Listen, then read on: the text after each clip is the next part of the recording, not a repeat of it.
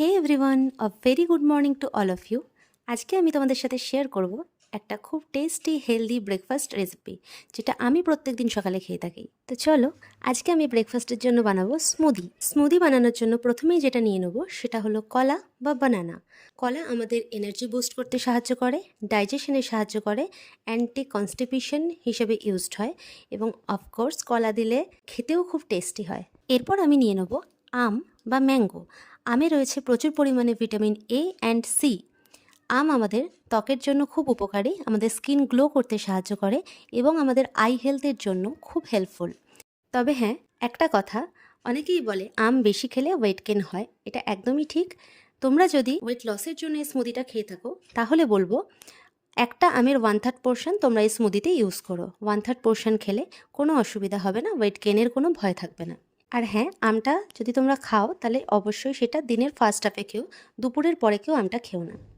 আমি এখানে আমটা 1/3 একটু বেশি পোর্শনই নিচ্ছি, কারণ এটা আমি দুজনের জন্য বানাচ্ছি, তাই একটু বেশি নিলাম। এবার এক এক করে মিক্সিং জারে সব দিয়ে দেবো। কলা আর আমটা দিয়ে দিলাম। এবার দিয়ে দেবো আগের দিন রাতে ভিজিয়ে রাখা আমন্ড।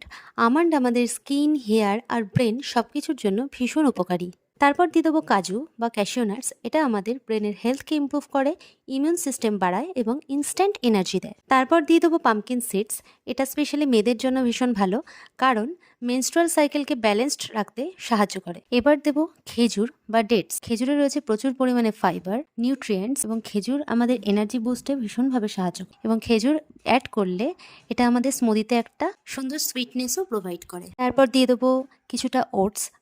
এর মধ্যে একটু চিয়া সিডসও অ্যাড করে দিলাম। এখন যেহেতু এত গরম, সেজন্য একটু আইস কিউবও দিয়ে দিলাম। এবার আমি এর মধ্যে একটু জল অ্যাড করে দেবো। তোমরা কেউ চাইলে মিল্কও অ্যাড করতে পারো। সব কিছু অ্যাড করা হয়ে গেছে। এবার ব্লেন্ডারের মুখটা ভালো করে আটকে এটাকে অন করে দিলাম। 15 to 20 সেকেন্ডস ভালো মতো ব্লেন্ড করার পর ব্লেন্ডারের সুইচটা অফ করে দেবো। এবার ব্লেন্ডারের মুখটা ওপেন করে দেখে নেব কীরকম এসেছে টেক্সচারটা। দেখেছো কি সুন্দর একটা ক্রিমি ক্রিমি টেক্সচার এসছে?